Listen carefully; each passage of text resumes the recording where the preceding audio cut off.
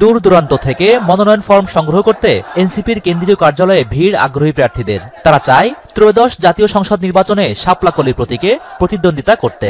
এনসিপির হিসেবে এখন পর্যন্ত প্রায় 1100-এর বেশি ফর্ম বিতরণ করেছেন তারা।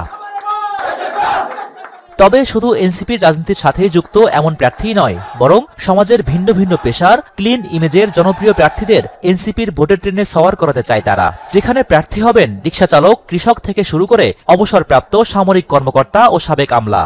অনেক পেশার মানুষ যারা আগে রাজনীতিতে সম্পৃক্ত হবেন এমন চিন্তা করেননি বা রাজনীতিতে তাদের জায়গা হবে এমন চিন্তা করেননি, তারা আসছেন। ইউনিভার্সিটির প্রফেসর এসেছেন, আইনজীবী এসেছেন, চিকিৎসক এসেছেন, প্রকৌশলী এসেছেন। তারা চাচ্ছেন প্রক্রিয়াটাতে যুক্ত হতে। একই সাথে আবার এলাকায় মানুষের সাথে জনসম্পৃক্ততা আছে, মানুষের জন্য কাজ করেছে এতদিন ধরে।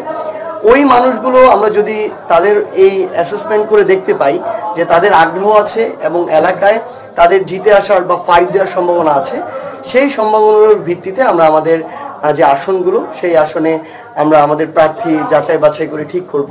এনসিপি নেতাদের সাথে কথা বলে জানা যায়, ইতিমধ্যে বিএনপি জামাতের মনোনয়ন না পেয়ে ক্ষুব্ধ এমন নেতাদের দলে প্রার্থী করে রণকৌশল সাজাতে চান তারা।